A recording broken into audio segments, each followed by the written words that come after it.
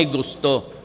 But you picture me as if I enjoy killing my countrymen. Kaya nga ako hirap na hirap, reaching out to everybody for peace. Nakausap ko ang komunista, pumayag. Na by grace of Allah, baka makaswerte ako ng peace agreement sa MI, pati MN.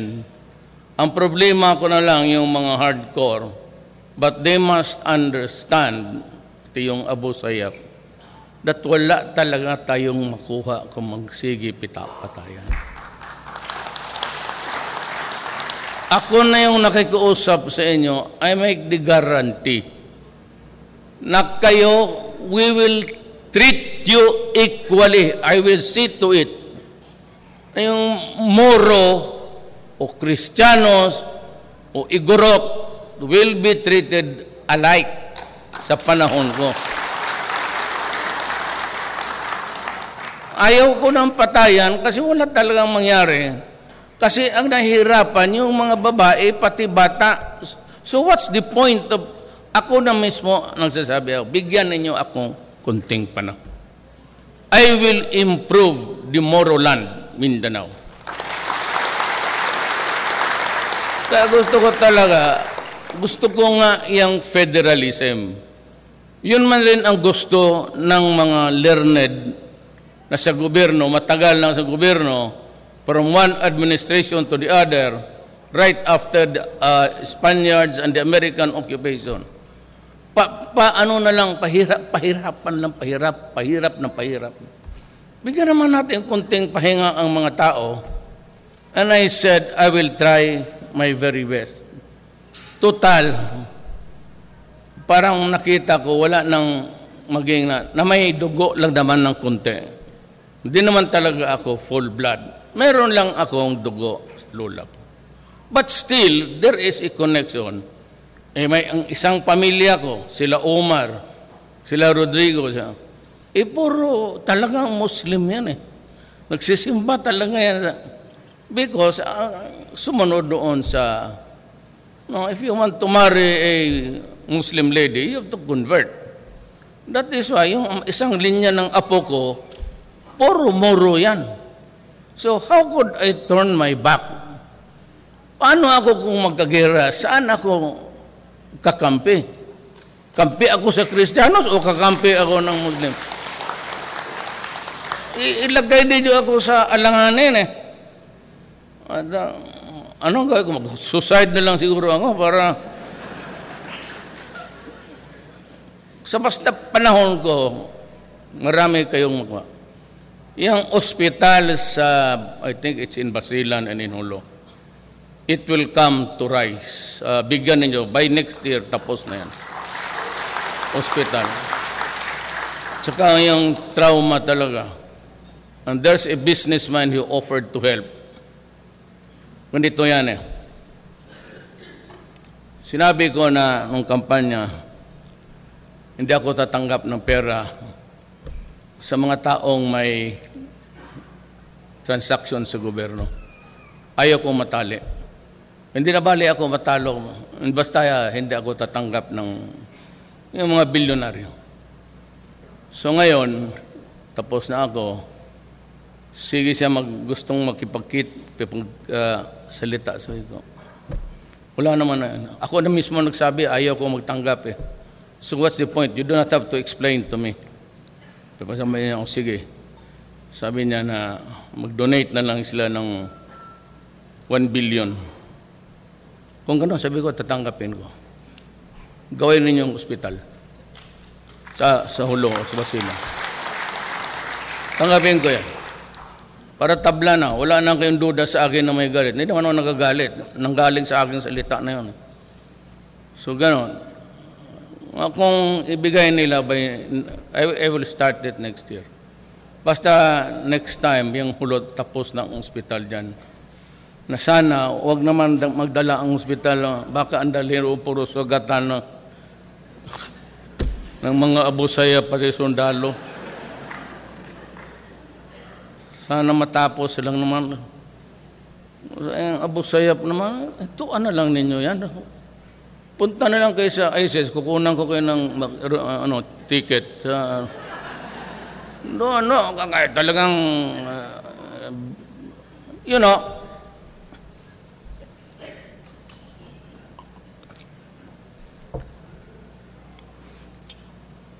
pareho ang history natin. Long before Europe pati Amerika, nakita nila ang disyerto. Wala pang bayan noon, wala pang nasod. Pumunta sila doon dahil sa oil. They use the oil of the Middle East. Mura pa noon, wala pang may-ari, wala pang mga bayan. And they built to their own industry. Kaya sila nag-industrial power. Sila na una, ito naiwan dito, sige lang supply ng oil. Just like in the Philippines, they came here just to chop the trees, do mining, at mga trabahante lang rin ang mga minuno natin. Kaya ngayon, ganyan Ngayon, yung mga Arab, pagdating ng mga 18-something, pinaghati-hati nila. Sila mismo ang nagsabi, ito yung Libya, ito yung Iran, Iraq, ito yung Syria. Hindi kagustuhan ng mga tao doon. Kaya yung tribo doon, Shiite pati yung siya. Hindi na nila kinikonsider yung kultura. Pinagalo-halo nila, kita mo ngayon. Galit talaga. Ang mga tao, sila na mismo nagpatayan. Habang nandyan yung Amerikano. Kagaya rin dito, inutusan ko si Lovely, pumunta doon sa Holo, sabi ko, kausapin ko sila. Yung mga hardcore ko, huwag yung magdala ka lang tao na galing talaga doon sa loob, sa Abot Sayap. Ayaw talaga nila kasi galit sila. Wala naman akong magawa. Pero huwag mong pahirapan ang bayan mo. Bang araw, sabi ko, pagdating ng federal, total, hatiin man yan. Ako basta sabi ko, pagdating ng panahon, bilisan lang ninyo, kayo mga congressman, bilisan ninyo ang federal. At paghanap tayo ng configuration ng gobyerno na talagang powerful, kanya-kanyang region. Bahala kayo kung anong gusto ninyo dito. Bilisan lang ninyo. Kasi ako, sabi ko, yung federal type provides a president. Pag natapos siya ng 3 taon, ay asahan ninyo, I give you my word. Pag nandyan na yung framework, I will resign to give way to a new president. Wala na kayong isipin pa. Basta ako sana mismo ako magsabi, alis na ako. Hindi ako maghintay ng 6 years. Just hurry up the process. Pagka nandyan na yung federal, tapos paghati-hatiin na yung region, federal region, ganon, at more power yan sa baba, less power doon sa itaas, at kayo na ang bahala kung ano ang nakita ninyo dito. But Mindanao holds a promise sa agriculture. Kung matanim lang yan ang bukid lahat, yung mga bakanting lupa, you will be the richest. Sundin na, huwag na muna ninyong away, sundin na ninyong Kidapawan. Kidapawan by 2022-23 would have overtaken sa Davao sa income dahil sa tinatanim. Kaya ninyo dito yan. Ngayon, yung ligwasan ng Mars na yan, pag may oil kaya totoo, o di sino may-ari niyan, di kayo rin makinabang. Di ko lang, walang away, di somebody can do some drilling there. At kung sino yung napili ninyo na gobyerno, yun ang magpatakbo, yun ang magagamit na pera. So you elect men, yung honest, na talagang may fervor, na tulungan niya yung kapwa niya na muro. Yan ang importante dyan. Kaya ka na your leader. Ako, huwag mo ninyo akong isipin, papasalamat na lang ako sa tulong ninyo. Maraming salamat sa inyo, pero I will not stay long pagka nandyan na yan. Pag mag-eleksyon, maghanap kayo ng presidente, pero kung ulol, di patayin ninyo. Madali lang magpatay ng tao. Yan ang dream ko sa aking bayan. Yan ang pangarap ko dito sa Mindanao. Hanapan lang natin ng paraan kasi wala talagang mangyari. This has been going on as far as I can remember 1972. Wala na ginawa kung hindi magpatayan. I will assure you, hintuan na ninyo until 3, 4, 5 years, things will improve, and I promise you, you will have your own share of development money. Wala akong ibang matanda na wala nang baski gusto ko mag-asawa, sabi niya, matanda ka naman. Wala na. So, ang alang akin lang is may mga apo kasi ako. May mga apo sila naawa ako sa anong pag-asa nitong mga bata na ito. I mean, if they can go back to Hulo and to Marawi and look beyond the doon sila magnegosyo, hindi makapasyal sila sa bayan nila mismo. Kakaawa naman kasi na hindi magpunta doon kasi makidnap. Kasayang ng naawa ako sa mga bata. And that is just, lakahin mo yan, ganun yan eh. So much hatred, just stop it. For once, sabihin mo dyan, kayong lahat, pati lahat ng mga Kristiyano, hintuin nga ninyo yan.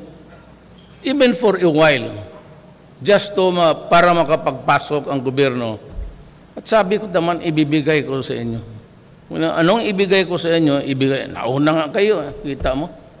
Wala pa yung iba. Kaya mo na mga Cebuano mo, mga mayabang yan. Kayo mo.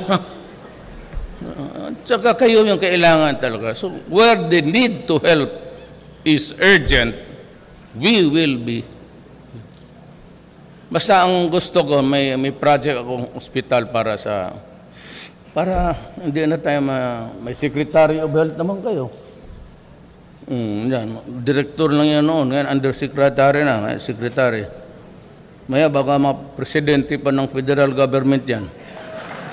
Wow, bait may doktor.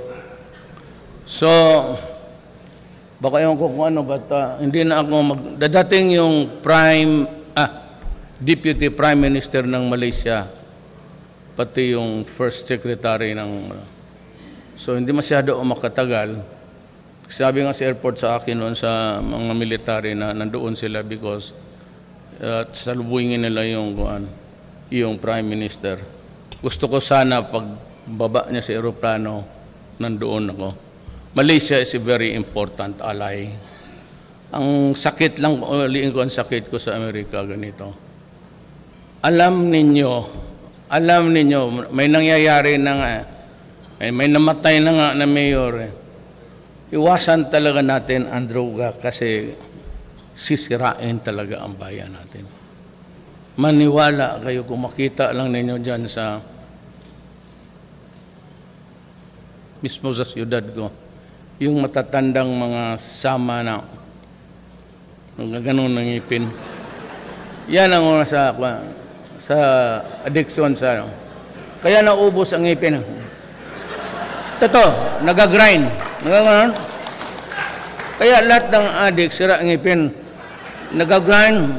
Nag-upo tapos kung magkapera, magbili na siya. Kaya sabi ko, puta, bantay kayo sa akin. Hindi talaga ako papayag na sirain ang bayan natin. Hindi talaga ako. I will stake my life on the presidency itself. But it is really a matter of honor for me not to allow my country to disintegrate. Kasi ang usip-isip ko rin, paano ang mga Moro? On the other hand, paano ang mga Kristiyanos dito sa Mindanao? Wag na muna ibang lugar. At alam mo, sa totoo lang, wala itong from the heart. Punta mag-abot ka. Yan si Governor Sueno, magpunta kami doon sa Abram. Doon nakikita ko yung mga Maranao. Mayor man tawag na sa akin. Ako yung magbabay ako tapos makita ko nandyan lang. But ang tatyaga niya mga tao na yan, they start their basket dyan lang sa kanto ng karsada. Overtime, magkapera sila. May iba, may magagandang may iba may bahay na.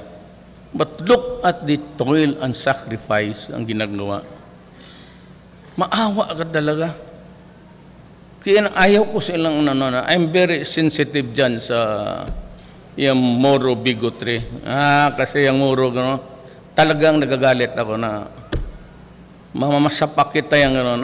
Mga Moro, wala, madumi yan, gano'n. Yung bigotry na yan, really. So parang, I remember my lola. Kasi ganun lang yun, ang bait. She was a Moro lady, but she was really very kind and lahat. So, but everywhere yan. Saan mo makita, nandyan yung mga Maranao. Sila may mga negosyante. So, ako ay talagang, I'm pleading. Itong wag na tayo mag-asa ng mga tulong-tulong dyan sa Amerika. Kasi every time they criticize me, hanggang itong Goldberg na ito, ayaw ko na mag-insulto.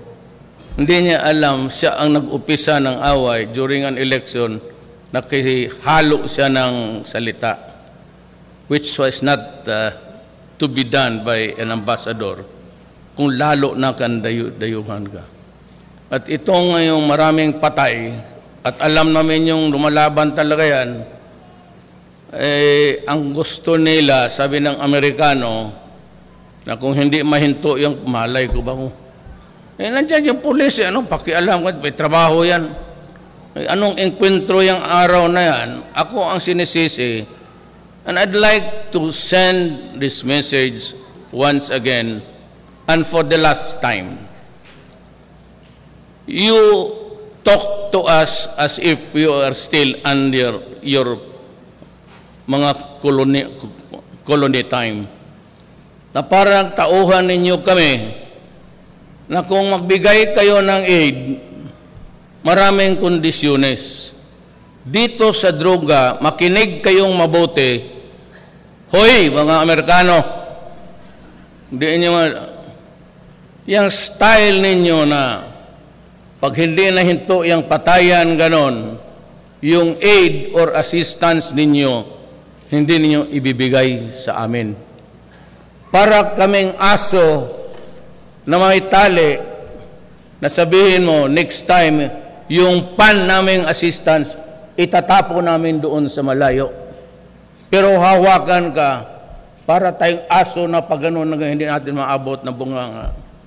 Ganon kayo Ganon kayo, napakasyadong mababa ang tingin ninyo sa amin.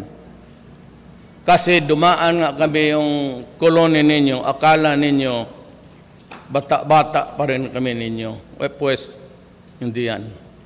Marami ang lumaban sa inyo yung panahon na yon. Maraming nagpakamatay because ayaw nila kayo. Isa doon siguro ang mga minuno ko. Kasi ako na-insulto sa ginagawa ninyo. Huwag na kayo magsabi, anong ibig sabihin, Duterte, gano'n. Hindi namin sabi intindihan. Hindi namin intindihan. Simple lang. Huwag mo kaming bastusin. Total, mabubuhay rin kami. Baski na papano, mabuhay kami, baski wala kayo. Yun lang. Yung pagbabastos ninyo. So you're easy with the words like, gano'n. Kasi kayo mga Amerikano, wala sa inyo yan. Pero sa aming mga Orientals, lalo na Pilipino, lalo na more sensitive sa insulto Parang gano'n, gawala yan. Bakit? Anong tingin mo sa amin? Butit na lang kasi ako ang na-enkwentro ninyo. Yung kung iba. Hindi kayo makabalik dito. Insultuhin ninyo ng gano'n yan. So, that is the long and short of really my quarrel with America. You do not know what dignity the pride of the person is. Wala kayong, mawalaan ng muka eh. Pag mawalaan ng muka, parang sinampal sa publiko, tapos talaga tayo dyan. Yan ang ibig kong sabihin. Huwag kayong magpaikot-ikot, kayong mga Karen Davila na, what, sige, ask. Yan ang rason. Yan ang rason kung bakit. Diretsuhin ko na lang. So, yung assistance ninyo, hindi na lang yan. Kasi at ako'y naghanap naman sa China, sabi ng China, okay, we will provide you with assistance. Sabi naman ng Japan, hindi namin pinag-usapan yung aid. Sabi na tutulong sila. Sabi naman nila sa Russia, sila Medvedev, kasi nakausap ko sa Laos, pumunta ka rito at nandito yung lahat na kailangan mo, ibibigay namin. Mag-usap lang tayo. So doon walang problema. So pag wala tayong pagkain, wala ma rin silang tanim doon kay snowman. Padala mo na lang kami ng snow. Slow na lang kakainin. Gano'n. Ayaw ko na magmura kasi baka sabihin nila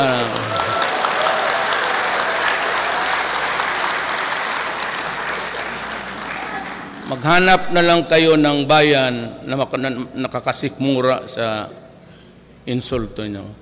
Kami mga Pilipino, hindi naman kami patay gutom. Kung yan ang ibig ninyo sabihin. Hindi kami patay gutom. Nakakasurvive kami. Yung mga minuno namin, bakit hanggang ngayon, kaganda pa ng building, Governor, believe ako sa, gawaan mo ka ako ng ganito. Totoo. Is this an old building? Ganda. Kaya maganda. Buti pa kayo. Sa totoo lang. Wala akong nakita nito sa Davao. Totoo. Totoo kayo taga Davao. Ang pinakamalaki niya nung yung hindi ganun yung pag ganun. Yung ipaakyat doon sa likod. Davao may ganun pero SM pinakaman lang eh.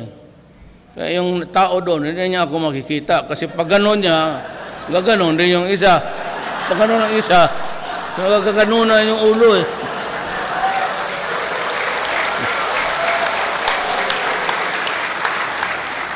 Wala ito sa alam ko madalas kayo sa Saan? Saan kayo nakikita ng ganito? Ako, pangalawang nakita ko, Silliman University. Pakaganda. Ganito. Yung pag gano'n, European style yan eh.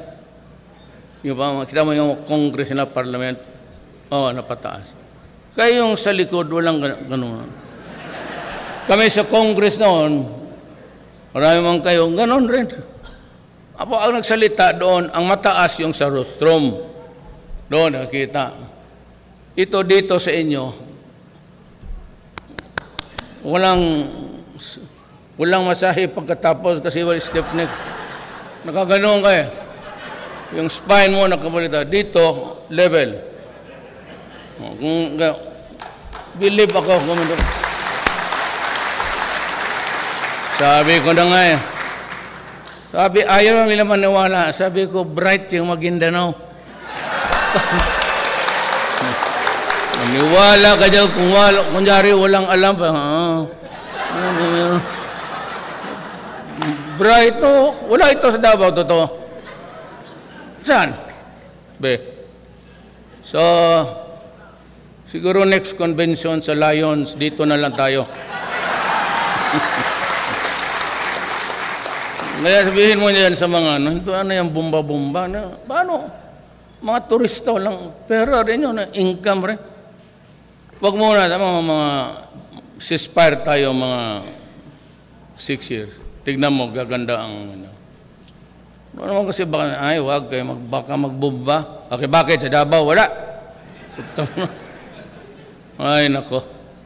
But better still, hindi kasi lahat ng kapwa natin kapareho. Alam ko may mga radical ganon, but if you can just hold on to allow people a respite, ilang kunting panahon lang para maka... nainggit talaga ako. Kaya ako, kanina pa ako, kangal. Totoo. I'd like to congratulate you.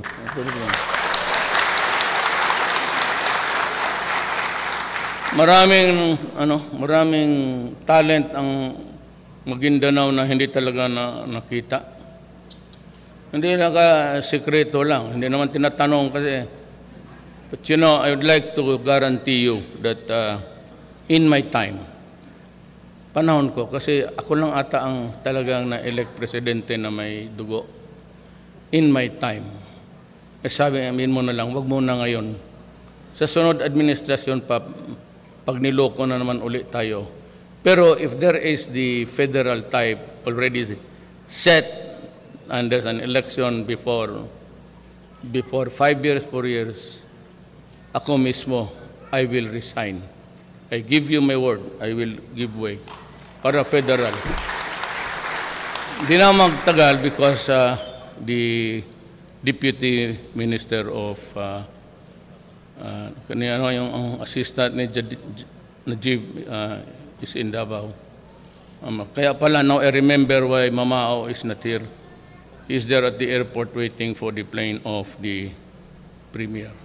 So napapasalamat ako sa inyo for magandang building and for your cooperation. At least may magpayabang ako pagdating doon. May magsabi ako, tingnan mo sa tingnan mo ako sa Tabato, punta kayo. Pagdating, bakit? Akala ko ba, andali lang ninyo. Sir, hindi man kami nakadaan. Kaya pagdating dito, checkpoint ng Army. Tapos dito, MILF. Mayroon MN. May pulis. Sabi namin kung ganito, uwi na lang kami.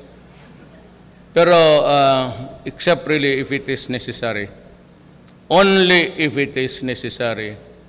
Only if there is specific reason to do it. I am ordering all checkpoints dismantled.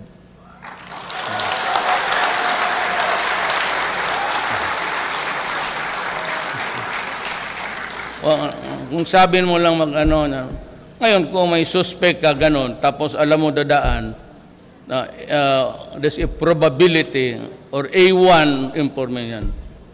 Pero kung lang kayo ng check sa mutagna ba, dyan, baka meron, baka wala, wag yan. And that is for the entire country. I do not want to check. Mga checkpoint, sabi paano dito banda sa Mlang, Dapawan, akala ko ba may NPA dyan? Sila na mag-checkpoint. Dito, yung MI kung may purpose kayo. Pag wala naman, wala kang mag-checkpoint. MNLF, ganon rin. Pag walang purpose, baka na mag-checkpoint. Kasi pagpagulo ng buhay ng Pilipino. There are things you have to correct along the way. But let me assure you, again, before I go that, I will commit a good part of the Philippines' revenue taxes dito sa Basilan, Pulo, Tawi-Tawi, pati itong ARM. Ang ARM, I want the hunger talaga, ng bata. Mahina ako dyan. Pagkabata. Talagang lalambot lang ako. Pag galit na galit ako, may bata akong kaharap, ako. Baski yung mga tao ko, pag galit ako, pinapatawa ko, tawagin mo,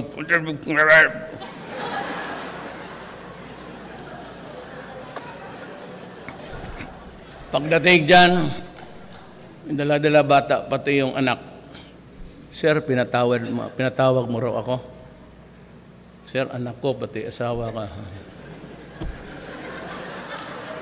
Huwag mo na lang ulitin. Ako nung mayor ako, magpara ako ng violator sa traffic. Basta may nakita ako asawa pati anak, sabihin ko lang, huwag mo nang ulitin. Ayaw ko kasi mapahiya yung tao sa harap ng pamilya. Hindi maganda? Hindi naintindihan ng Amerikano. Hindi maganda yan. Sa kanila siguro, bubulyawan ka kayo sa sine. Pero tayo, pagka, ano tayo? Oriental eh. Bulong lang, ganon. Sila, Mr. Duterte, we gave you the funds for this project until now, President.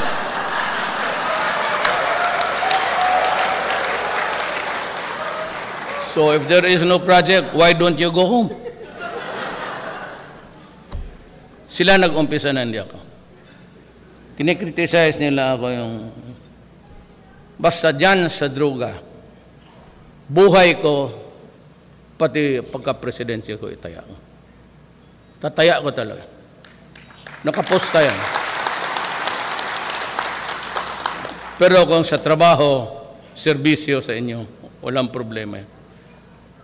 At ako, kilala naman niya ako, even as mayor. Pag nagsalita ako, tutuparin ko yan. Maraming salamat po.